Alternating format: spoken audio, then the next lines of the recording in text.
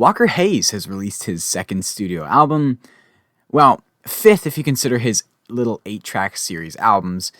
And actually, it's his sixth album if you consider Reason to Rhyme an album, despite being labeled as a compilation.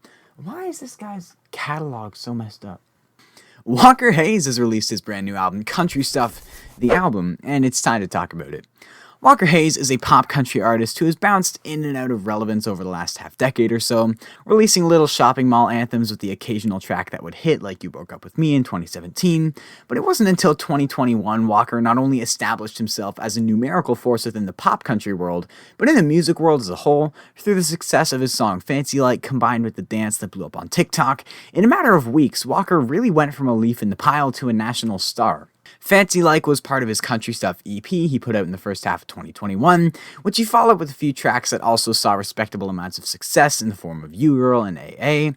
But now, at last, we have the entire album, Country Stuff, the album, except it's really just another small EP of new content, because of the 13 tracks featured on this thing, we already had 9. So, though I guess it is the official release of the record, the release day feels less like a new album as much as a green light to finally discuss what I've known for months. In preparation for this review, I buckled up and did a little deep dive through all of Walker's discography, and it was actually more interesting than I was expecting. His debut record, Reason to Rhyme, was a super weird, but comedically and unironically enjoyable album with some great writing, some funny storytelling, engaging acoustic instrumentals, but most notably, some stunning vocals. I did not realize Walker had this much ability, but from there, it just seemed to be a steady decline over time as the songs got stripped of instrumental character, vocal passion, and display. The only thing that didn't have a complete 180 was the fun lyricism, and while listening through his entire catalog gave me a new appreciation for the songwriting on this new album, unfortunately, it was going to take a lot more than a new appreciation for me to get behind this thing. On the whole, Country Stuff the album is about as hard to pin down as any record, because although I commend this album for having a rather consistent sonic direction, and even though I can appreciate Walker doing his own thing and trying to set trends rather than follow them, that doesn't mean anything I just said in the last sentence translates into good, even listenable music. I think the thing that shocked me the most was how unbearable the low moments on this thing are, because while the record does have highs, it does have good moments even if those moments have Achilles heels. Man, the rough spots on this record make sandpaper feel smoother than ice. First on the list, the mixing and mastering of these tracks. Some of them come off fine as in like the expected standard of audio engineering, but there's also plenty of moments, especially in the newer songs like Drinking Songs, Life With You, DeLorean, What You Didn't Wish For, that don't even sound like a student's first attempt at a mix, because at least a music student would be able to hear the songs and determine there's still an issue here. Take for example the third track, Life With You, which sounds like a live recording at a festival. There's so much echo and space between instruments, it just sounds incorrect. Or take DeLorean, a song I didn't mind from a structural perspective. I really liked the chord progression, the hook. It felt like I Hope You Miss Me with those warm summer vibes. But the EQ on this song has to look like a quadratic function. There is so much high end on this thing, it's unbearable. Every time Walker's voice comes into the mix, it sounds like he's simultaneously chewing glass.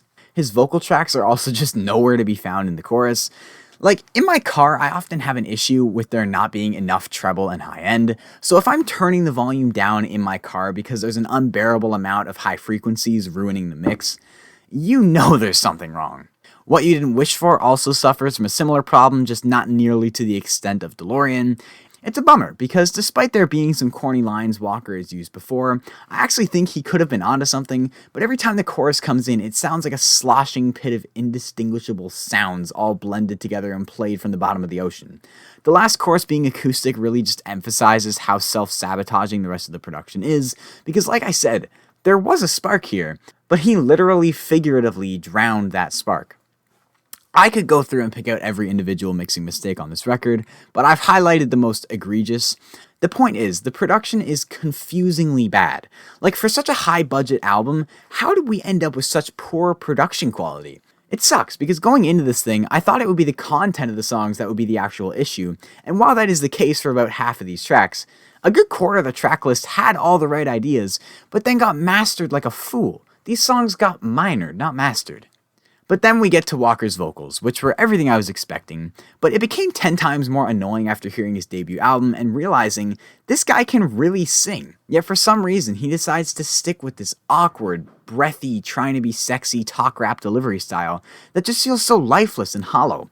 Like, make me care about your track. Sell this thing to me. Why should I revisit this record? Your vocals are the chance to really top the music off with your passion and personality, but rather these songs sound like they're being recorded at 3 a.m. beside a sleeping baby this man's trying not to wake up. It honestly got to a point where I began accepting his vocals for what they were and trying to see past it, but then I got to the 7th track, Craig, which features Mercy Me, and that was the splash of cold water that woke me back up. Walker is so badly outperformed on this song. I was like hugging my steering wheel, trying not to swerve into the ditch. When the chorus hits and the singer of Mercy Me starts hitting these big notes, it's the first genuinely powerfully passionate moment on this album, but then he starts trading lines with Walker, who actively refuses to leave this whisper talk rap delivery style. He honestly sounds like a pouty child who got invited on stage at a concert, and the performing artist is trying to sing with the kid, but the kid just wants to go home. I just don't get why he does this to himself. Especially given, for the most part, there's a direct correlation between Walker actually singing and me actually liking the track. Look, I've done a fair share of hating on this record, and I can't bear to do any more, so it's time to move on to what I liked about this record, because contrary to what the first several minutes of this review may have drilled in your head, I do think this album had moments and great ideas, some of which ended up materializing. Like the song Briefcase, which was my number 15 pick for my favorite country songs of 2021. It's this breezy, folky, acoustic pop moment that shows a lot of honesty, with Walker talking about the push and pull dynamic his family suffers from with him being a performer on the road. It's genuinely moving, and the way he lines up his career with his dad's, allowing him to feel his kid's pain, is really moving. I Hope You Miss Me and What If We Did with Carly Pearce are both addictively smooth and colorful pieces of dreamy pop country. Carly adds so much depth to her track with her elegant harmonies. Both songs just feel like a sun setting into a melted pot of gold. I really do love what these two songs went for and how they executed those ideas. As I mentioned earlier, I think songs like DeLorean and What You Didn't Wish For had equally good ideas. They just shot themselves in the foot with a rocket launcher when it came time to produce and master them. I also think this album lyrically features a lot of fun writing. Not that I was ever under the impression Walker was trying to make any type of profound music, but as I said in the intro, listening to his older stuff really made me look at his songwriting in a different light. The dude is not afraid to make some funny references or use some oddly specific details. Even if they feel corny at times, I'll take hit and miss attempts at originality rather than bland copy-paste songwriting any day. Like the song AA, which is a silly song about trying to keep all sorts of people out of different places. He's trying to keep his daughters off the polls, his sons out of jail. I love the line about trying to hide his wife from the fact that she married way down with him, but all the while he's just trying to stay out of AA. I also just like the idea of Fancy Like, even though it's pretty much etiquette at this point to hate on it. So even though I prefer the more serious, less comedic moments, I can appreciate Walker doing his own thing and truly leaving his own creative mark all over this record. This is a through and through Walker Hayes album. Nobody else could do this album and find so much success, even if it's not a lot to begin with. In conclusion, I think this album is weird, it has lots of questionable decisions, but I think buried under the mistakes and questionable decisions is more quality ideas than I think a lot of people will want to accept. But again, man, does this album commit a lot of self-sabotage. Rating-wise, I think I'm going to give this one a mid-3, think like a 3.6. And that is all I've got for you guys today. Be sure to let me know what you thought of this album in the comments below. Links to my Instagram, Discord, and podcast are all in the description below. Be sure to check all those out. If you enjoyed this video, drop a like. It really helps the channel out. And if you're new here, stick around. Check some stuff out. Maybe consider subscribing for more country music content. And until next time, I hope you guys have a great day.